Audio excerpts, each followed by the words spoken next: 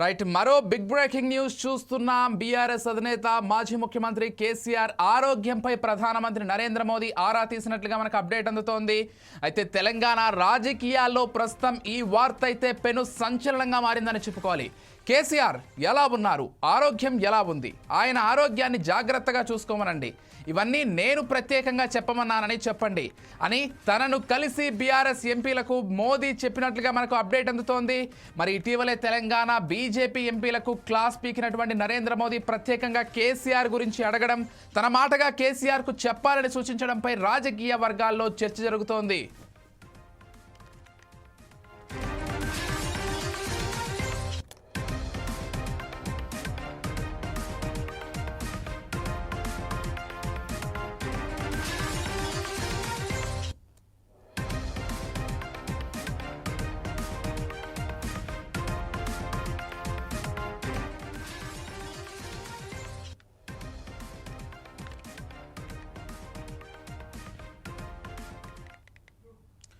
Right, ప్రధాని మోదీ కేసీఆర్ ఆరోగ్యం గురించి ఆరా తీసినట్లుగా మనకు అప్డేట్ అందుతోంది.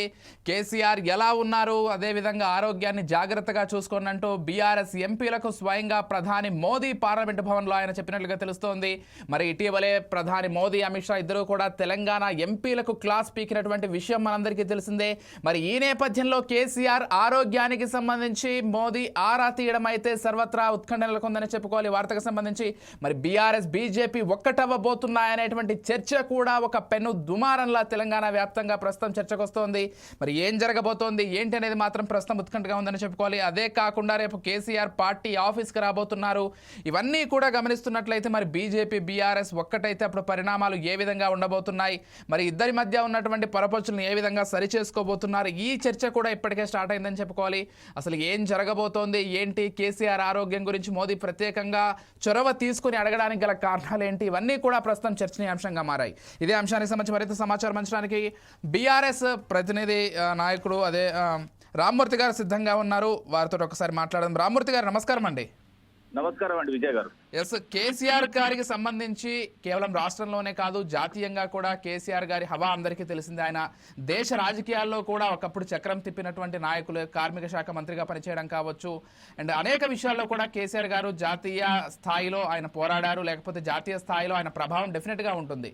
ఈ నేపథ్యంలో మోదీ ప్రత్యేకించి కేసీఆర్ గారి ఆరోగ్యానికి సంబంధించి ఆరా తీయడానికి సంబంధించి ఒక అంటే ఎవరికి వారు ఊహాగానాలు అయితే చేసుకుంటున్నారు. ఒక బీఆర్ఎస్ కార్యకర్తగా, నేతగా మీరు ఏం చెప్తారు, అసలు ఏం జరుగుతోంది? గౌరవ కేసీఆర్ గారు ఆరోగ్యం బేసిక్ గా ఉంది. ఈ రోజు కూడా ఏదైతే నందినగర్ రావడం జరిగింది, మీరు కూడా చూశారు.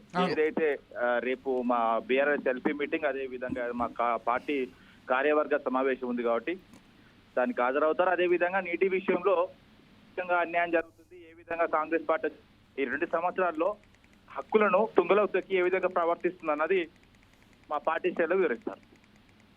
ఎస్, అంటే ప్రధానంగా బీజేపీ బీఆర్ఎస్ ఒక్కటవబోతున్నాయనేటువంటి చర్చ అనేక రోజులుగా జరుగుతోంది. ఇప్పుడు మోదీ గారు ప్రత్యేకించి కేసీఆర్ గారి ఆరోగ్యానికి సంబంధించి ఆరా తీయడంతో బీజేపీ ఆ ప్రయత్నాలు ఏమైనా చేస్తోంది అనేటువంటి ఒక చర్చ కూడా అది క్యాజువల్ గా అడిగిన మాటే అండి. ఎందుకంటే రాజ్యసభలో మన ఎంపీలు ఎదురైనప్పుడు రామ్మూర్తి గారు ఒక వాకప్ చేశారు అంతే తప్ప, కానీ దీన్ని రంధ్రావేశం చేయాల్సిన అవసరం లేదు. ఒకవేళ ఏదైతే మాకు బీజేపీ సంబంధించిన ఎమ్మెల్యేలు ఎదురుపడ్డా కూడా ఏదైతే మోడీ గారు ఎలా ఉన్నాడు అని అడగడం ఏ విధంగా తంతో అదే తంతు, అంతే తప్ప దీనిలో వేరే ఆలోచన లేదండి. ఎస్, అంటే రామ్మూర్తి గారు రేపు ఒక మీటింగ్ కూడా జరగబోతుంది అండి. మీకు తెలిసిందే పార్టీ కార్యాలయంలో, ప్రధాన పార్టీ కార్యాలయంలో తెలంగాణ భవన్లో ఒక మీటింగ్ కూడా ఏర్పాటు చేయబోతున్నారు.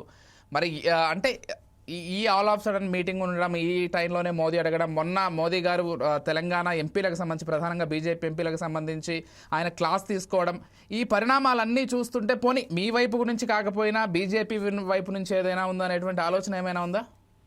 యాక్చువల్గా ఏంటంటే మాత్రమే ఇది జరగాలండి. ఏంటంటే కార్యవర్గ సమావేశం, బీఆర్ఎస్ ఎల్పీ మీటింగ్. కానీ ఏంటంటే అటు పార్లమెంట్ నడుస్తుంది కాబట్టి అక్కడ మా రాజ్యసభ సభ్యులు కూడా ఉన్నారు కాబట్టి వాళ్ళు కూడా హాజరు కావాలి కాబట్టి మేము అయితే 21కి వాయిదా వేయడం జరిగింది. అందుకనే ఏంటంటే 19న జరిగే సభ ఏదైతే 19న అయిపోయే సందర్భంలో మన ఎంపీలు తారసపడ్డప్పుడు ఆ విధంగా అడగడం జరిగింది, అంతే తప్ప కానీ ఇందులో వేరే లేదండి. అదే విధంగా మా పార్టీ కార్యాలయంలో రేపు జరగనున్న ఏదైతే మా పార్టీ కార్యవర్గ సమావేశం, రాష్ట్ర సమావేశం కానీ, అదే విధంగా బీఆర్ఎస్ ఎల్పీ మీటింగ్ అని. బీఆర్ఎస్ ఎల్పీ మీటింగ్ లో ఏదైతే అసెంబ్లీ పెట్టిన తర్వాత, ఇప్పుడు అసెంబ్లీ అంటుండు కాబట్టి అసెంబ్లీలో ఏ విధమైన చర్చలు వస్తాయి, ఏ విధంగా ఈ ప్రభుత్వ కుట్రలు, అదే విధంగా ప్రజా సంక్షేమాన్ని గాలి కొదిలి అయితే ఈ అయితే కాంగ్రెస్ పార్టీ చేస్తున్న అంశాలను క్లియర్ గా ఏదైతే మేము ప్రజల దృష్టి తీసుకురావాలనుకుంటున్నాం, అదే విధంగా అసెంబ్లీలో ఏ విధంగా మా ఎమ్మెల్యేలు ఏ విధంగా మాట్లాడాలి, ఏ అంశంలో ఎవరెవరు మాట్లాడాలన్న అంశంపై గౌరవ కేసీఆర్ గారు ఒక దిశ నిర్దేశ ఇస్తాడండి. అంటే జాతీయ వ్యాప్తంగా చూసుకున్నా కానీ రామ్మూర్తి గారు ఎక్కడికక్కడ బీజేపీ వాళ్ళు స్థానికంగా ఉండేటువంటి కాంగ్రెస్ ఇతర పార్టీతోటి పొత్తు పెట్టుకోవడం కావచ్చు, మాకు ఎక్కువగా ఎంపీలు ఎమ్మెల్యేలు ఇవ్వకపోయినా మీరు అధికారంలో ఉండండి మేము సపోర్టివ్గా ఉంటామనేటువంటి నేపథ్యంలోనే ముందుకు వెళ్తున్నారు. బీహార్లో లేకపోతే ఆంధ్రప్రదేశ్లో అనేక రాష్ట్రాల్లో చూసుకున్నట్లయితే అదే పరిణామం తెలంగాణలో కూడా ఎందుకు జరగదు అని కొంతమంది రాజకీయ విశ్లేషకులు అభిప్రాయపడుతున్నారు. మోరోవర్ మొన్న జరిగినటువంటి పంచాయతీ ఎలక్షన్స్ చూసుకున్నా కానీ లేకపోతే ఉప ఎన్నికలు చూసుకున్నా కానీ వీటన్నింటిలో బీఆర్ఎస్ కావచ్చు బీజేపీ కావచ్చు అనుకున్న స్థాయిలో ఓట్లను రాబట్టలేకపోయాయనేది కూడా వాస్తవంగానే కనిపిస్తోంది. ఎందుకంటే ఎక్కడికక్కడ కాంగ్రెస్ గెలుపును అయితే మనం చూస్తూనే ఉన్నాం. సరే అధికార పార్టీలో ఉన్న వాళ్ళ అధికారంలో ఉన్నప్పుడు ఆ గెలుపు సహజమే అనుకోవచ్చు, అయినప్పటికీ ఈ పరిణామాన్ని ఎలా చూస్తారు? చాలా రాంగ్ అండి. ఎందుకంటే స్థానిక ఎన్నికల్లో మొన్న జరిగిన సర్పంచ్ ఎన్నికల్లో వాస్తవం ఏంటంటే 2013లో అయితే ఇక్కడ మన తెలంగాణ సంబంధించి ఆంధ్రప్రదేశ్ సంబంధించి ఉమ్మడి రాష్ట్రంలో అయితే ఎలక్షన్ జరిగాయి 2013లో కూడా మేము చేసిన 1000 స్థానాల్లో దాదాపు జరిగింది. దాని తర్వాత ఏదైతే రెండోసారి 2018 మేము ఏదైతే నోటిఫికేషన్ వేసి 2019లో సర్పంచ్ ఎన్నికలు పోయినప్పుడు కూడా 7773 గెలవడం జరిగింది. ఎందుకంటే మా బలము అది, ఎందుకంటే స్థానికంగా మేము ఎంత స్ట్రాంగ్ ఉన్నామన్నది చూడదు. అదే విధంగా జెడ్పీటీసీ ఎంపీటీ స్థానాలు అయితే వన్ సైడ్ మా దాదాపు 99% మేము అయితే రిజల్ట్ తీసుకొచ్చినాం. ప్రభుత్వం ఉన్నప్పుడు 99 రావాల్సిన రిజల్ట్ 2 నెలలు అయితే గ్రామాభివృద్ధిని గాలి కొదిలేసి ఏదైతే స్వలాభం కోసం, అదే విధంగా ధనార్జన కోసం, అదే విధంగా భూముల మీద ప్రేమతోని మొత్తం కంప్లీట్ గా ఎక్కడెక్కడ కబ్జాలు చేస్తూ, అదే విధంగా ప్రభుత్వ ఆస్తులు కూడా అమ్ముకుంటూ ఏ విధంగా వీళ్ళు ఇచ్చిన హామీలను పక్కకు వదిలిపెట్టి చేస్తున్న తీరును కూడా మేము ఎప్పటికప్పుడు పెడుతున్నాం. అదే విధంగా వాళ్ళకి వచ్చిన రిజల్ట్స్ కూడా చాలా తక్కువ అండి. ఎందుకంటే మేము అధికారంలో వచ్చింది ఎక్కువ, వీళ్ళ అధికారంలో కూడా తక్కువ. ఇంకోటి ఏంటంటే 4032 ఏదైతే గ్రామ పంచాయతీ గెలిచినామండి, అంత చిన్న విషయం కాదు.